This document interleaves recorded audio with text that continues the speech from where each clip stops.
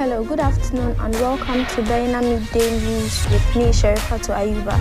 This news is coming to you live from Atomic Junction, Benab House, Medina. In the headlines, KJB DCE nearly assaulted by angry youth over the death of 2 footballers. Our customs are against same-sex marriage, says Sophia Ekufu. Former President Mahama challenges recent WASI result. This and many more coming up shortly.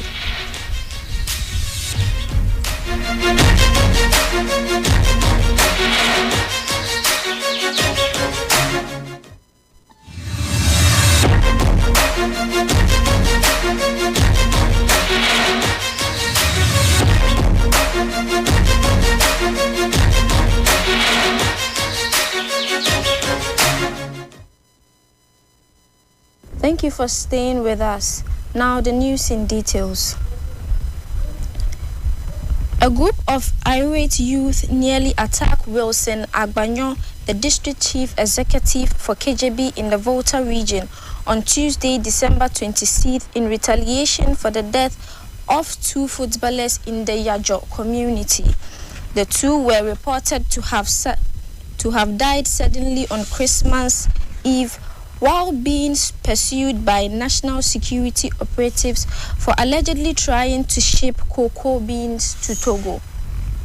A few infuriated community members claim that the DCE was the one who brought the national security agents to the area. The DCE was stopped from getting into his car by the angry young men who charged at him and the police squad. To stop the situation from getting worse, the team had to leave the area for their safety.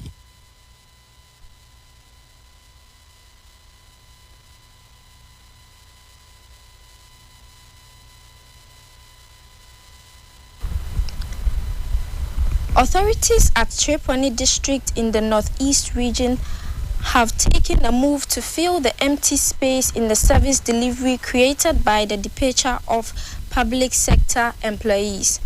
The vacuum has been created when public sector employees fled Wenchiki and Dambo communities as a result of renewed chieftaincy dispute.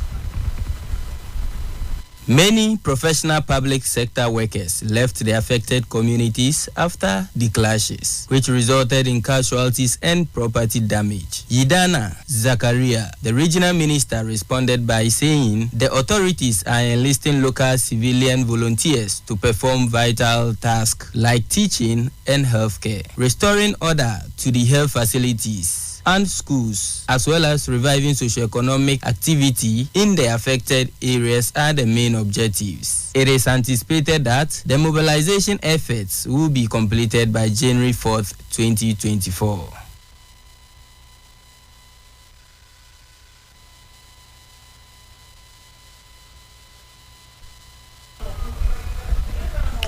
Former Chief Justice Sophia Ekufu has expressed her perspectives on the ongoing debate surrounding the LGBTQ+ rights in Ghana.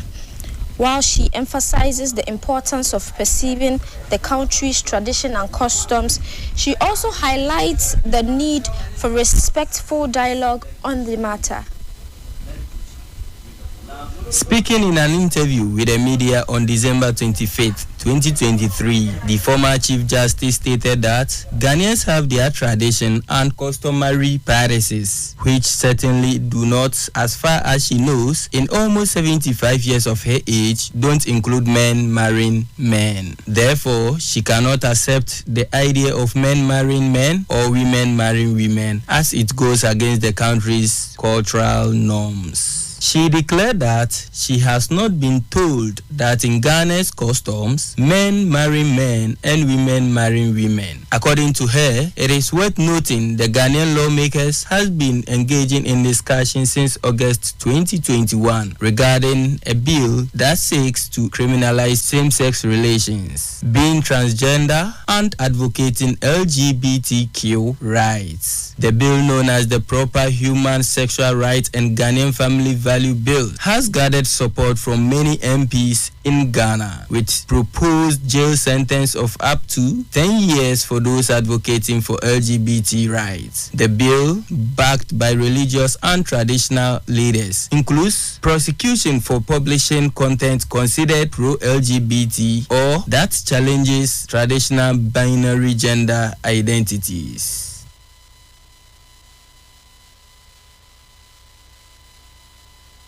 Don't forget we are streaming live on Facebook and on YouTube at Bena TV. Flag bearer of the National Democratic Congress, John Dramani Mahama, has challenged the authenticity of the recent results for the West African Senior Schools Certificate Examination. According to him, the invigilators relaxed on the jobs as teachers are found aiding students in answering questions. This comes after the Education Minister, Dr. Yao Osei Educhum, announced that this year's result is the best since 2015. The former president, who is on the Building Ghana tour, believes the development will have dire consequences on the country's educational system in future. According to him, students were allowed to cheat many places with the help of teachers. This, he said, will lead to falling standards of education and may affect Ghanaian students seeking to further their education abroad. Meanwhile, professional and economic groupings continue to honor invitation from the NDC to aid in drawing of the party's manifesto by voicing challenges within their sector. Throughout the 6 regions toured, teachers have featured prominently. At Infantiman constituency, the non-availability of textbooks after the change in curriculum was a major worry. The former president, who is seeking a comeback, shared in their worry. He expressed the NDC's willingness to fix the challenge if successfully elected into office 2024, while improving the educational sector remains a priority to the NDC. A government investment into housing scheme for teachers is among top policies proposed by the party. A promise of reviewing the free SHS policy in the first 100 days in office also remains paramount. And now in sports, the FIFA Disciplinary Committee has levied a fine of 5,000 Swiss francs on Ghana for violating Articles 17 and 58 of the FIFA Disciplinary Code 2023 edition. The branch pertains to an incident during Ghana's 2026 World Cup qualifying 1-0 win over Madagascar at the Baba Yara Sports Stadium on Friday, November 17, 2023. FIFA cited the presence of an intruder on the pitch and an unauthorized and unaccredited number of individuals inside the inner perimeter. Some of these unauthorized persons joined the players in celebrating Inaki Williams' winning goal in the closing stage of the match, while acknowledging the proactive response of the security services in handling the situation. FIFA also urged the stadium management to enhance its internet facilities. Ghana emerged victorious in the game with 1-0 win, courtesy of a late goal from forward Inaki Williams. Notably, this is not the first instance of Ghana facing disciplinary action for pitch inversion, as the Confederation of African Football (CAF) had previously fined the country $10,000 for a similar incident in November 2019. The earlier episode occurred during the later stage of the Black Stars' triumph over South Africa in the 2021 African Cup of Nations qualifier at the Cape Coast Stadium.